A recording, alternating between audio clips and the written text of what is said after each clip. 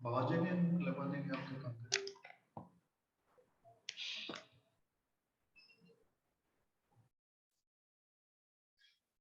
Actually switch app उस पे लगवा देंगे, उस पे हो जाएगा।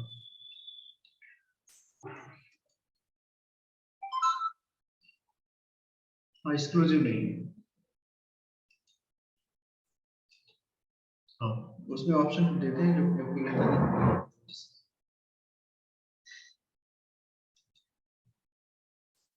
हाँ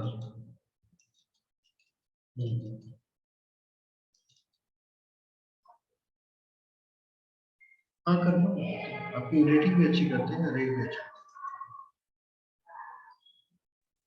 कॉल्स एस्ट्रोनॉमी में दो फॉर्म होते हैं, एक तो अगर फॉरेन कॉल आ गई तो उसका रेट अलग होता है, इंडियन कॉल आ गई तो उसका रेट अलग होता है। आधा घंटा का फॉरेनर से आपने 2 बार बात कर लिया, 1500 का होगा।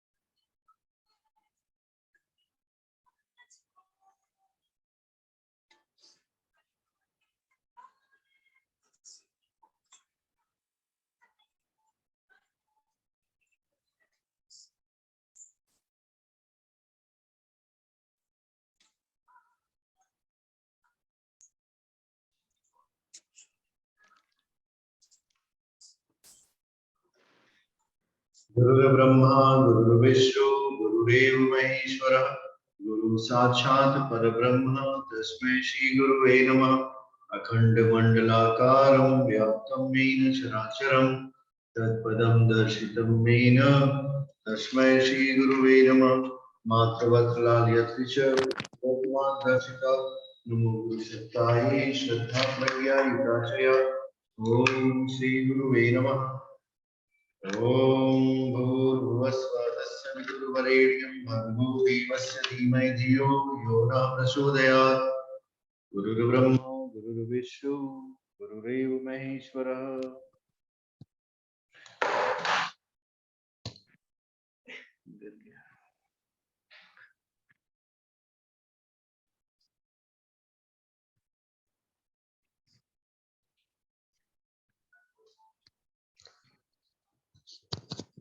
सभी का लाइव क्लासेस में स्वागत है। हम लोग ने काफी कुछ अध्ययन कर लिया है, भावों के बारे में पढ़ लिया, राशियों के बारे में थोड़ा बहुत हम लोगों ने अध्ययन किया है। दूसरी बात हमें अब ये समझनी है कि इनका कोरिलेशन कैसे किया जाए, इनके अंदर कुछ जो सहसंबंध है। अब तीसरा विषय हम लोग ग्रहों के विषय में पढ़ रहे थे।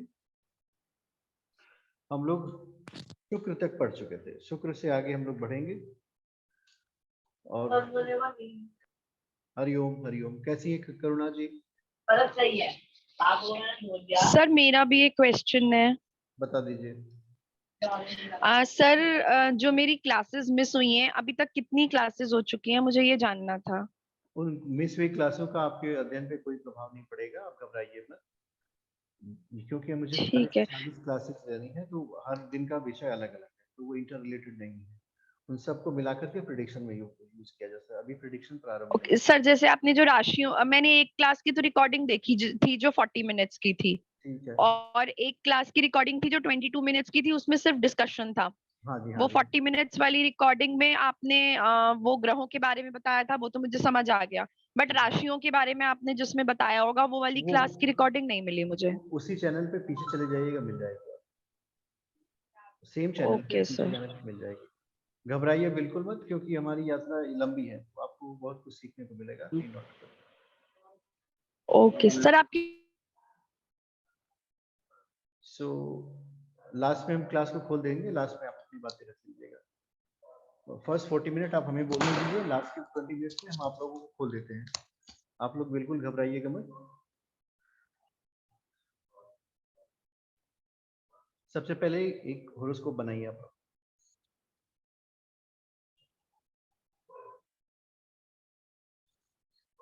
डेली प्रैक्टिस करिए कि कुंडली होती कैसी है, वो आप डेली ड्रॉ करने की कोशिश करिए। कुंडली में 12 भाव होते हैं। Voice is very low. अब ठीक है, आवाज आ रही है मेरी आप सभी को? जी गुरुजी। हाँ चलिए। हल्की सी धीमी आ रही सर। हल्की से धीमी आ रही है कि तेज आ रही है? अभी भी लो है? अच्छा, आवाज हल्की सी है। अच्छा। ठीक है। आवाज ठीक है, समझ में आ रहा है?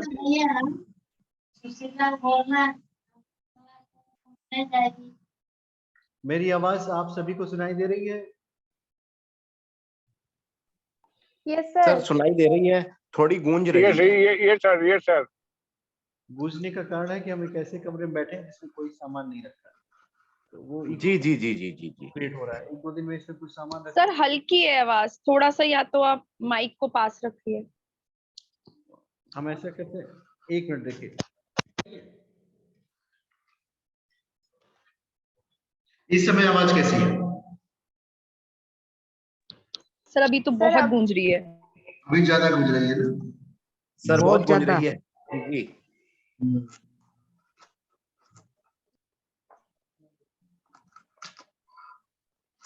अभी ऐसा करते हैं, आज आप लोग हमारी गूंजने वाली आवाज को ही ध्यान से सुनिए।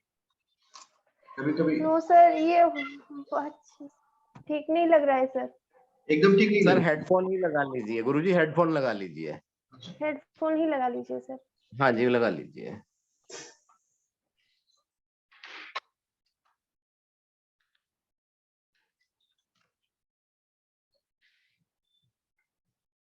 अभी आवाज कुछ पहले से बेटर हुई क्या? सर नाउ जी बेटर। सर, पहले से बेटर है। Yes sir.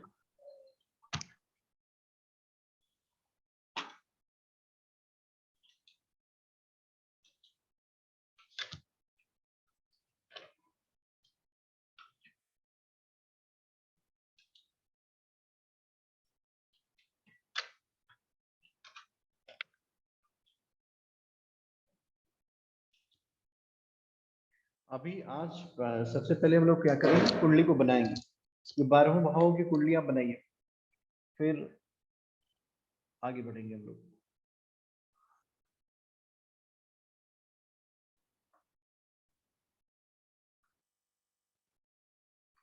ये 12th हाउसेस हो गए। तो एक जो ज्योतिष में हमको अध्ययन करना है, उसको डेली आप लोग समझ लिया करिए। 12 राशियां पढ़नी है हमें, 9 प्लैनेट के बारे में पढ़ना होता है, और 12 भावों के बारे में पढ़ना होता है। इनको मिला करके ही हम फलित करते हैं। पिछली क्लास में हम लोगों ने काफी प्लैनेट्स के बारे में पढ़ लिया था। उसके बाद के प्लैनेट के बारे में हम आज पढ़ेंगे। वो कौन से प्लैनेट हैं और उनका व्यक्ति के जीवन पे क्या प्रभाव होता है। हम लोग शुक्र से प्रारंभ करते हैं।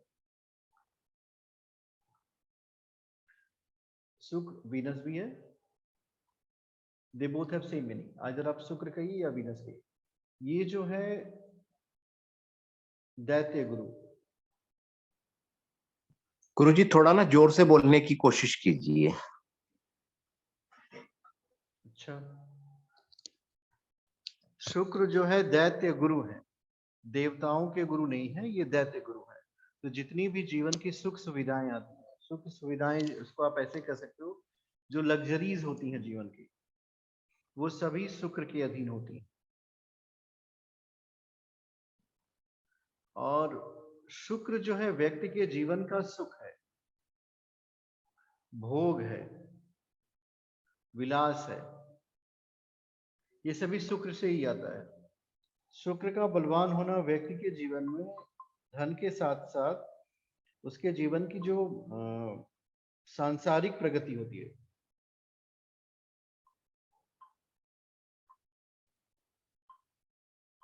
वो शुक्र से होती है। शुक्र जीवन में सुंदरता को भी बताता है, जो ब्यूटी पार्ट होती है व्यक्ति के अंदर, ब्यूटी, अट्रैक्शन, ये भी शुक्र से आती है। प्रेम संबंध,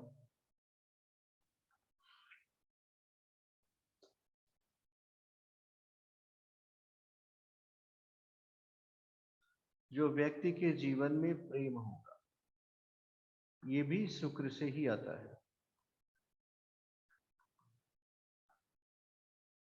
ये प्रेम भी देखिए, शुक्र का प्रेम और गुरु का प्रेम, ये दोनों अलग अलग होते हैं।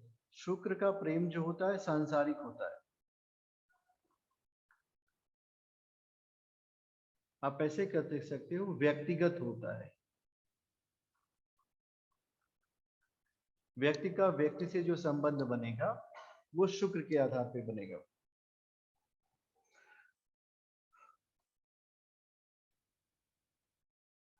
शुक्र जो है क्लीननेस को शो करता है, व्यक्ति की साफ सफाई।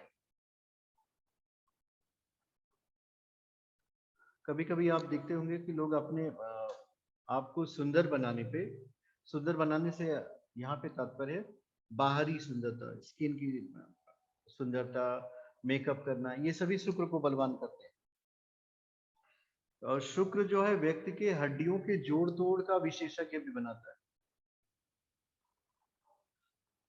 हड्डियों के जो जोड़ होते हैं, जॉइंट्स, उसका भी विशेषज्ञ बना देता है। और विशेषकर शुक्र जो है द्वादश भाव, 12th हाउस, चौथा भाव और सप्तम भाव का कारक ग्रह। अगर हम देखें, voice is still very slow.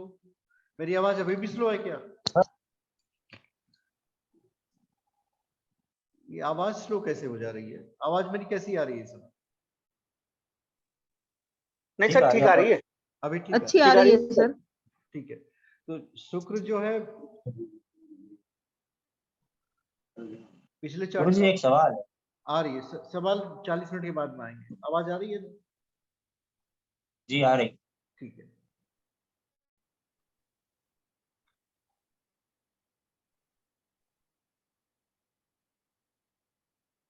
अब इस चार्ट में देखिए, तो ये पहला घर है आपका, ये दूसरा, तीसरा, चौथा, पांचवा, छठा, सातवां, आठवां, नौवां, 10वां, 11वां, ये 12वां घर है। तो शुक्र जो है चौथे, सातवें और 12वें का मूल कारक है। तो जो चतुर्थ, सप्तम और द्वादश भाव होता है, चतुर्थ भाव ये होता है यहाँ का, सप्तम भाव ये है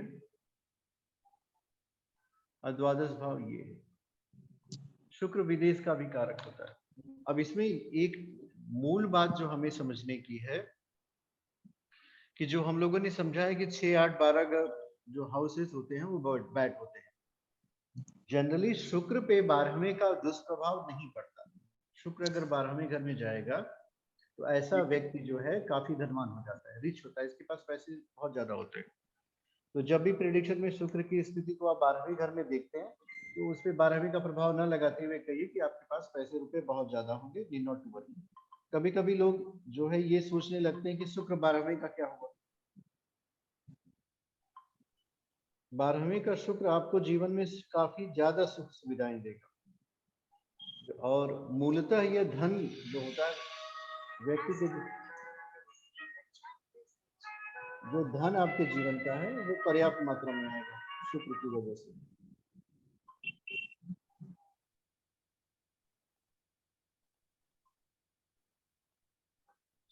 इस वजह से आपको घबराना बिल्कुल नहीं है।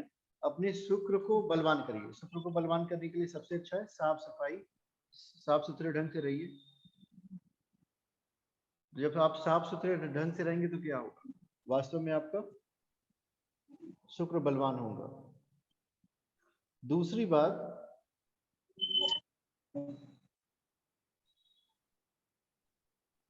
शुक्र के से संबंधित जो चीजें आती हैं वो मनुष्य के जीवन में जिसको बोलते हैं काम वासना, आकर्षण, ये जो जेंडर का आकर्षण होता है व्यक्ति के प्रति टुवर्ड्स द अपोजिट जेंडर, ये भी शुक्र की वजह से होता है। जिस व्यक्ति का शुक्र बलवान नहीं होगा ऐसे व्यक्तियों की संतान उत्पत्ति में भी बाधा उत्पन्न हो जाती है।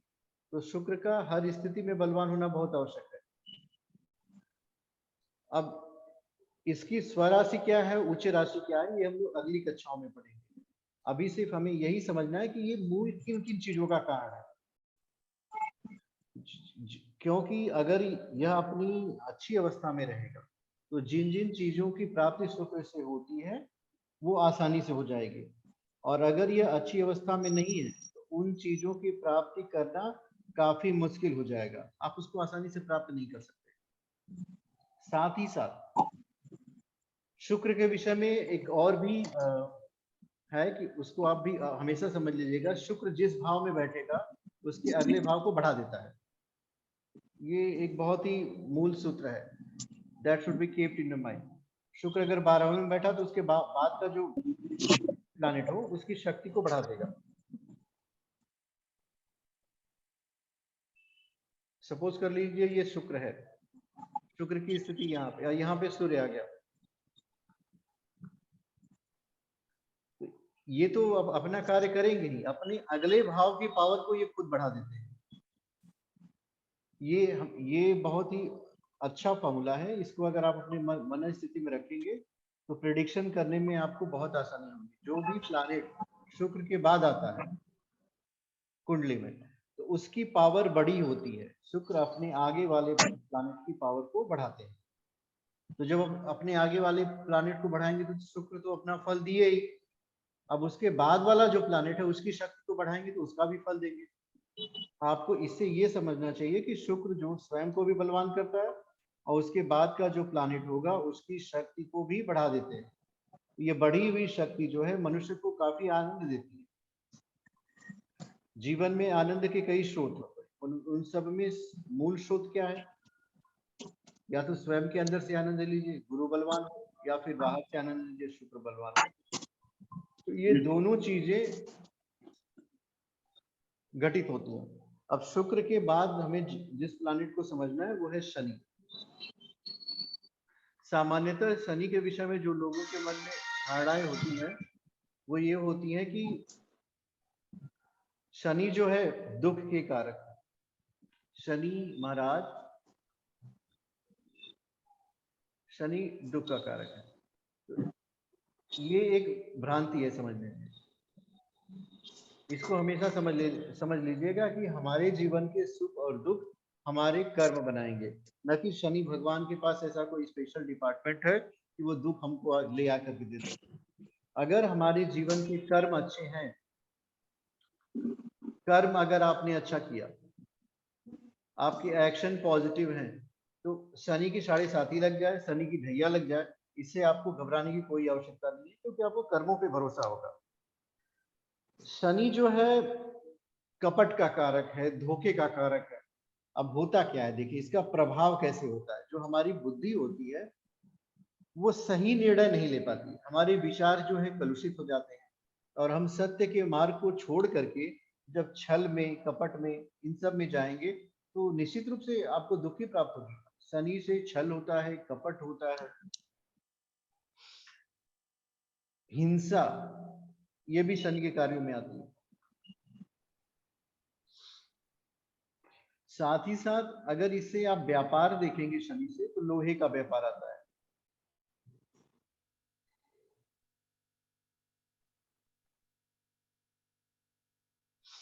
तेल भी है। और ये जो शनि जो है तीसरे और छठे घर का कारक है, third house and six house. अब शनि का पॉजिटिव एस्पेक्ट अगर आप समझ लो तो शनि के से लोगों को डराना बंद किया कर दिया जाएगा और लोग डरना बंद कर देंगे। जब भी शनि जो है आप ऐसे समझो कि सत्कर्मों में शनि आपको कोई विपरीत परिणाम नहीं देगा। आपको विपरीत परिणाम तभी प्राप्त होंगे जब आपके कर्म अच्छे ना हो। तब शनि की ढैया लग जाए तो भी परेशान, शनि की साढ़े साथी तब भी परेशान, और शनि का गोचर चले तब भी परेशान। तो इन सब से निवृत्ति का जो मार्ग है वो आपके अंदर स्वतः विद्यमान है। आप अपने विचारों को शुद्ध रखिए, अपने व्यवहार को अच्छा बनाए रखिए। उपायों की श्रेणी में जाएंगे तो भगवान की भक्ति, लेकिन अगर कर्म की श्रेणी में जाएंगे तो अपने कर्मों पे ध्यान दीजिए।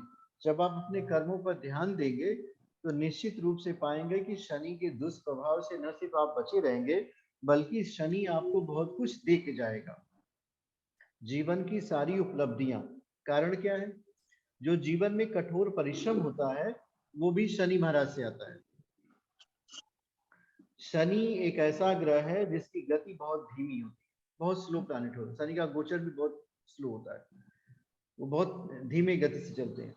तो होता क्या है कि व्यक्ति के कुंडली में शनि का प्रभाव जिस भी भाव से हो जाएगा उसके बनने में समय लग जाएगा।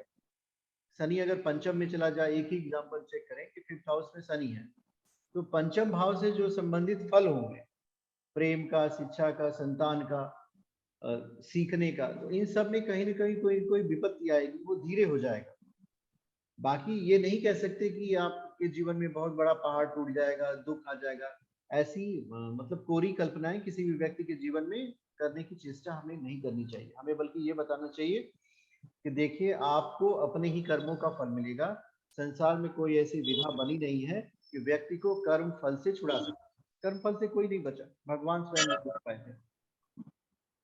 तो हम आपको कैसे बचा लें? हम आपको इतना कह सकते हैं कि आप जो है शनि से अनायास में डरिए मत, इसकी बजाय आप सत्कर्मों में ध्यान दीजिए। जब आप सत्कर्म करेंगे तो शनि की ढैया को भी आपको परेशान नहीं कर पाएगी, शनि की साढ़े साथी भी आपको परेशान नहीं कर पाएगी। इसके बदले में शनि महाराज जाते जाते आपको बहुत कुछ दे के चले जाएंगे। तो इसका पूरी तरह से विश्लेषण जब आप करें तो शनि को कर्म का कारक समझें। अगर शनि को पूछा जाए शनि किसका कारक है, शनि मनुष्य के जीवन में कर्म का कारक है। और एक विधान होता है दंड का, जिसको हम लोग बोलते हैं ना कि आपने जैसा दंड और पुरस्कार, ये दो शब्द हैं, दोनों में मूलभूत अंतर क्या है? पुरस्कार अच्छे कामों का मिलता है और दंड बुरे कर्मों का मिलता है। कभी भी आप नहीं देखा होगा कि किसी व्यक्ति को पुरस्कृत किया जाए कि उस व्यक्ति ने बुरे कर्म किए हैं, पर दोनों फल ही है। अच्छे कर्मों का परिणाम पुरस्कार मिल गया, आपको गिफ्ट मिल गया कि बहुत अच्छा है, आप प्रसन्न हो जाएंगे। और बुरे कर्मों का क्या मिलेगा? बुरे कर्मों का आपको पुरस्कार नहीं मिलेगा, बुरे कर्मों का क्या मिलेगा? दंड मिलेगा। तो दंड में अप्रसन्नता आती है। शनि के बाद है राहु,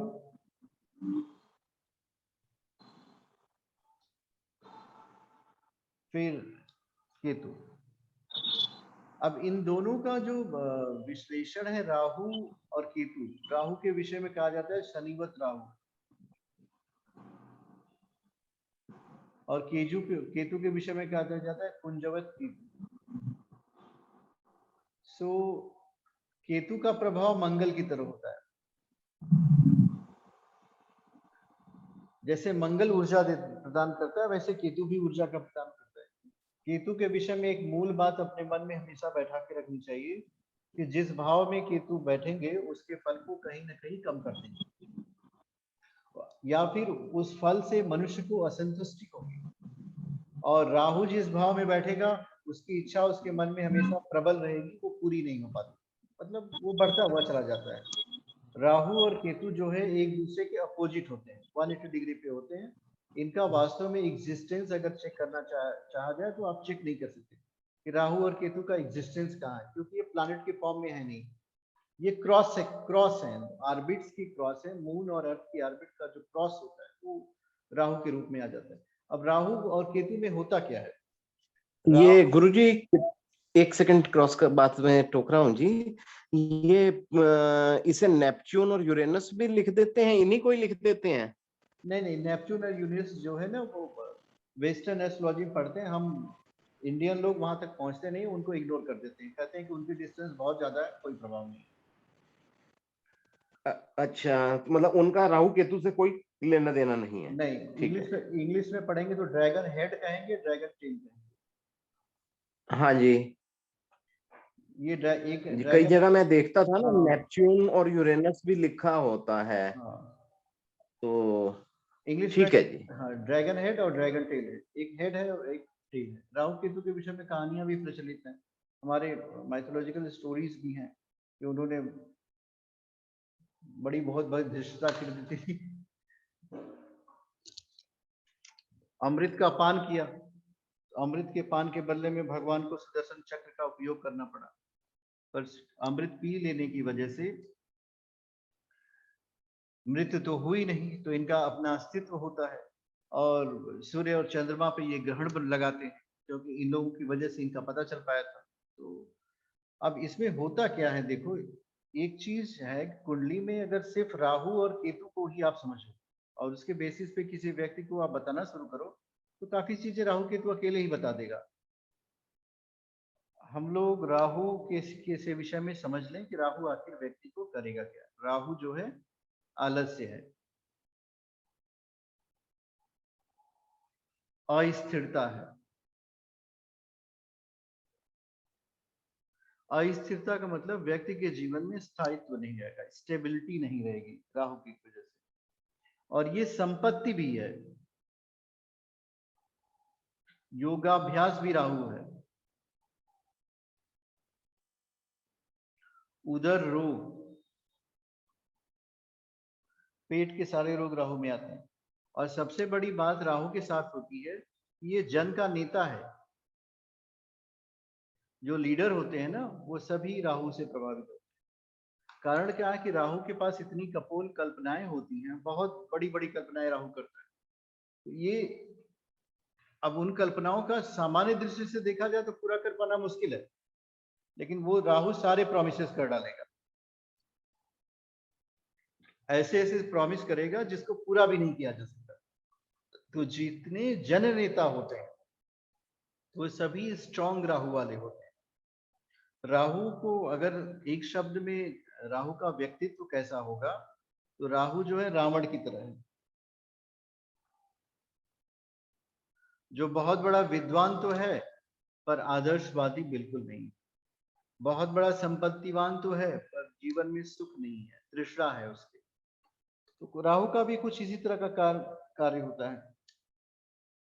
तीसरे, छठे और दसम भाव का ये कारक ग्रह बन जाता है। राहु के साथ जो भी प्लैनेट असिस्ट होता है, ये कहीं ना कहीं उस प्लैनेट को खराब कर देता है। खराब का मतलब होगा राहु बिगाड़ देता है, ऐसे कहीं, क्योंकि वो जैसे शुक्र के साथ राहु की युति, तो उसको बोलते हैं लंपट योग।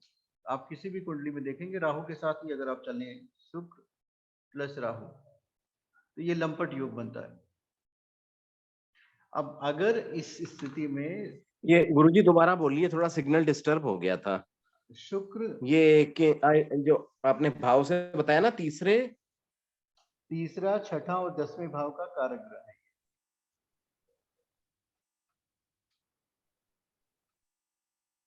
जी, अब ये लंपट योग का भी दोबारा बताइए जरा जी। लंपट योग के विषय में अगर समझा जाए तो शुक्र और राहु की युति, शुक्र आकर्षण है, और जब आकर्षण को अनियमित कर दिया जाए, आकर्षण में असंयम उत्पन्न कर दिया जाए, तो उसको हम लोग शुक्र प्लस राहु ये बनाएगा लंपट योग। लंपट योग का मतलब ऐसा व्यक्ति काम, अब देखिए आपको एक बात हम बता दें कि ये सिर्फ शुक्र और राहु की युति का फलादेश है। अगर किसी अच्छे ग्रह की दृष्टि आ गई तो ये नियंत्रित होता है। लंपट योग का जातक जो होता है वो कामी प्रवृत्ति का होता है, उस व्यक्ति का एक व्यक्ति से संबंध नहीं हो सकता, वो कहीं ना कहीं एक्स्ट्रा मैरिटल अफेयर्स जो होते हैं वो शुक्र राहु की युति कहीं ना कहीं बिगाड़ देगी। अच्छी खासी जिंदगी में किसी तीसरे का पदार्पण हो जाएगा, क्योंकि उसका शुक्र खराब हो गया। देखिए और जब शुक्र खराब होता है तो इसका उसको ड्रॉबैक भी होता है, जैसे जीवन में उस व्यक्ति का चरित्र संदिग्ध हो जाता है। संदिग्धवान चरित्र जो व्यक्ति का होगा ना, तो उसके अंदर में संयम कम होगा। संयम कम होगा तो क्या होगा, उसकी जो अपनी जीवनी शक्ति होगी वो नष्ट हो जाती है, क्योंकि काम एक जीवनी शक्ति होती है जिसका उपयोग सिर्फ जीवन उत्पन्न करने के लिए किया जाता है, पर शुक्र राहु की युति उसे अनियंत्रित करती है।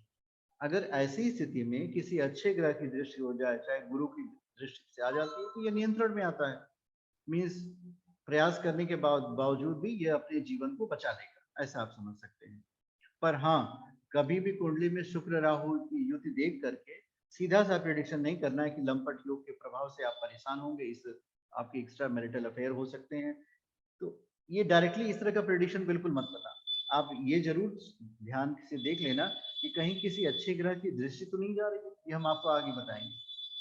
अब यही गुरु के साथ राहु की युति हो जाती है तो क्या होगा, गुरु प्लस राहु, ये गुरु चांडाल योग बनता है। ये जहां जहां राहु जाएगा ना, ये सब खतरनाक ही हैं। गुरु चांडाल योग का मतलब एक अच्छा खासा व्यक्ति जो है अपने संग का ध्यान न रखते हुए गलत दिशा में जा रहा है, वो गुरु चांडाल योग होगा। तो अब इस गुरु चांडाल योग के प्रभाव से व्यक्ति नशे में जा सकता है, कुमारगामी हो सकता है, विद्या की तरफ ध्यान नहीं देगा, भगवान में आस्था उसकी कम हो जाएगी, अनास्था का संकट खड़ा हो जाएगा। अब इसके बाद जो है दो और हैं जिसको आप लोग समझ लीजिए, मंगल और राहु।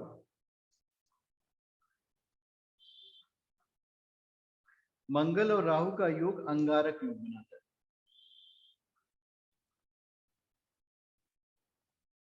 अब ये अंगारक योग क्या करेगा, मंगल वास्तव में पराक्रम का कारक है, मनुष्य के अंदर ऊर्जा का कारक है, और जितनी भी तेजस्विता होती है, वाणी की कर्कशता बुद्ध में चली जाती है, लेकिन जो तेज होता है, जो पैनापन होता है, जो युद्ध कौशल होता है मंगल में।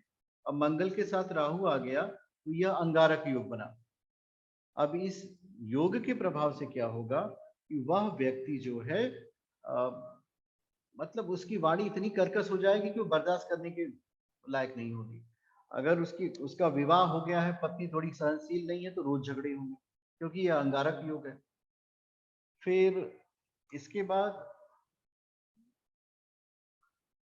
आइदर सूर्य के साथ या चंद्रमा के साथ राहु आ जाए तो ये ग्रहण दोष बन जाता है। ग्रहण दोष जो है व्यक्ति के जीवन में, अब देखिए सूर्य पे ग्रहण लगेगा तो आत्मा पे ग्रहण लग गया, और चंद्रमा पे ग्रहण लगा तो मन पे ग्रहण लगा, तो कहीं ना कहीं दोनों ही ऊर्जाएं व्यक्ति की कम कर देता है। व्यक्ति का जो आत्मिक बल होगा वो भी कम हो जाएगा, व्यक्ति का मानसिक बल वो भी कम हो जाएगा। तो जब आत्मिक बल और मानसिक बल कम हुए तो क्या होगा, व्यक्ति का जो जीवन होगा वो भी कहीं ना कहीं प्रभावित होगा। आप कहेंगे कि आपको कम ऊर्जा महसूस होती है, मानसिक भ्रम की स्थिति, ये एक बहुत बड़ी समस्या राहु की है। राहु अपनी अंतर्दशा, दशा, मानसिक भ्रम। एक बात और भी है, जैसे जैसे भूत उन्माद कहते हैं लोग, ये भी राहु के प्रभाव में होते हैं। भूत उन्माद भी राहु के प्रभाव में होते हैं। मेरी आवाज नहीं आ रही है आप लोगों को? आ रही है। आ रही है। ठीक है, अच्छे से आ रही है सर। बहुत बढ़िया। सर आ रही है, बट लो आ रही है आवाज, जैसे पहले आती थी वैसे उतनी तेज नहीं आ रही है। अच्छा, नहीं सर, बहुत अच्छे से आ रही है, उनके माइक में कोई प्रॉब्लम हो। निशी जी आप थोड़ा अपना इंटरनेट चेक करिए, वॉल्यूम बढ़ाइए अपने पास। होता हाँ, क्या, थोड़ी सी बस वही गूंज रही है, बाकी तो ठीक है जी। गूंज रही ना, कल से हम अपना प्लेसमेंट चेंज कर लेंगे। यहाँ कमरे में कुछ है नहीं, इसलिए आवाजें इको क्रिएट कर रही है। जी जी, वैसे कोई समस्या नहीं है जी, ठीक है। अब हम समझेंगे राहु के एक और विषय, एक्सेसिव थॉट्स। राहु का एक और विषय होता है जिसको आप हमेशा जान लीजिए, अत्यधिक विचार। अब ये अत्यधिक विचार क्या होता है, राहु जब भी अपनी अंतर्दशा दशा के अंतर्गत आएगा, लग्न कुंडली को छोड़ दीजिए, उस समय की स्थिति में जो व्यक्ति के अंदर सोचने की क्षमता होती है उससे भी कहीं ज्यादा विचार आएंगे और वो ये नहीं समझ पाएगा कि मुझे करना क्या चाहिए। सो ये अत्यधिक विचार, मानसिक भ्रम, भूत उन्माद, प्रेत का उन्माद, ये सभी राहु के प्रभाव होते हैं। अब इन सब से बचने का क्या तरीका हो सकता है? कोई व्यक्ति अगर ये कहे कि हम इसे बच जाएंगे, देखो कर्मों के फल से कोई बच नहीं सकता। There is nobody who can save himself. इसमें सिर्फ एक ही चीज काम आती है, ईश्वर के प्रति श्रद्धा और भगवान के प्रति भावना। और एक बात ये मान लेना, जो आज हम हैं उससे बेहतर कल हो जाएंगे। ये बहुत प्रबल विचार होता है राहु के थॉट को रोकने का, क्योंकि राहु आपको अपनी स्वयं की स्थिति से कभी भी आत्मसंतोष नहीं लेने देगा। आज आप करोड़पति होंगे तो राहु अरबपति का सपना दिखाएगा, आज आप लखपति होंगे तो करोड़पति की तरफ ले जाएगा, आज आपके पास छोटी शॉप होगी तो बड़ी शॉप की तरफ दिखाएगा, आज अगर आप पीसीएस अधिकारी होंगे तो आईएएस के बारे में सोचने को मजबूर करेगा। अब इसमें हम करें तो क्या करें? इसमें मनुष्य के पास सिर्फ एक ही उपाय है, वो अपनी वर्तमान की दशा में अपने आप में आत्मसंतोष उत्पन्न करे और भविष्य की तैयारी करे। राहु के दुष्प्रभाव से आप बच सकते हैं। रात को कभी भी 10 से लेकर के 2 के 10 को छोड़ दीजिए, 11 से लेकर के 2 के बीच में जागिए मत, नहीं तो राहु बहुत एक्टिव हो जाता है। जो लोग रात में जागते हैं बिना काम के, जिसका नाइट शिफ्ट है, अगर वो जाग रहा है वो चल जाएगा, बिकॉज ही इज वर्किंग, उसका ब्रेन तो एंगेज है, तो उसमें राहु की एंट्री होती नहीं है। राहु की एंट्री होती है खाली दिमाग में। जो भी खाली दिमाग होगा वहां राहु की एंट्री होगी। अब फिर वो क्या उत्पन्न करेगा? वो भ्रम उत्पन्न करेगा, भय उत्पन्न करेगा। ये भय भी यहीं से आता है, राहु ही क्रिएट करता है विचारों का भय। इससे बचने का सिर्फ एक ही साधन है कि आप अपने आप को सकारात्मक कार्यों में तल्लीन किए रहें। जब आप सकारात्मक काम में रहेंगे तो राहु के प्रभाव से बच जाएंगे। और अपनी कुंडली में इस तरह के कोई भी योग बन रहे हो, शुक्र राहु, एक और योग बनता है जो मैंने आपको पढ़ाया नहीं, शनि राहु का, शनि प्लस राहु, ये शापित योग बनता है। मतलब एक तो शनि बिगड़ गया, ऊपर से राहु घुस गया, तो शनि स्क्वायर हो गया। ऐसा जातक जो है, एक ऐसा व्यक्ति तो बनता है जो सबको परेशान करता है। वो खुद भी परेशान होगा, साथ में दूसरों को भी परेशान होगा। तो कुंडली का विश्लेषण करते वक्त आप, मैंने बताया था पहले सूर्य और चंद्रमा को देखना, अब उसके पास आप बिगड़े हुए अगर चीज को देखना चाहते हो, कौन सा हिस्सा उस व्यक्ति का बिगड़ा हुआ है, तो उसके लिए आप राहु की तरफ बढ़िए, राहु को पूरी तरह से जानिए, राहु क्या कह रहा है। उस व्यक्ति का राहु जहां भी होगा, जिस भी दशा में होगा, जिस भी भाव को बता रहा होगा, उस भाव से संबंधित फल के लिए वो व्यक्ति दौड़ेगा। ये आप बात मान के चलिए कि वह व्यक्ति उसी के पीछे भागेगा और उसकी पूरी जीवन की दिशा भी उसी के पीछे जाती है। तो राहु मनुष्य के जीवन की एक दिशा भी बता देता है। अब उस दिशा में अगर व्यक्ति नियंत्रण न पा सके, तब जा करके वो परेशान होगा। अब दूसरा है केतु, कि जिस तरह राहु एक्सपैंड करता है, राहु व्यक्ति को एक्सपैंड करेगा, राहु एक्सपेंशन है, केतु डिटैचमेंट है। केतु का मतलब अलगाव होता है, वो अलग करेगा। लेकिन केतु जो है अटैच करता है, केतु ईश्वर की तरफ, भगवान से अटैच करता है, भगवान से जोड़ता है, और राहु संसार से जोड़ता है। दोनों के फंक्शन में यही डिफरेंस मेन हो जाता है। केतु जो है व्यक्ति को एनर्जी देगा, ऊर्जा देगा, और यह ऊर्जा जिस भाव में से संबंधित बनाएगी, उस भाव के फलों को शून्य करती है। तो व्यक्ति के जीवन में दुख भी आता है, उस दुख के प्रभाव से व्यक्ति जो है ईश्वर की स्मृति करने लगता है। अब इसको डीएक्टिव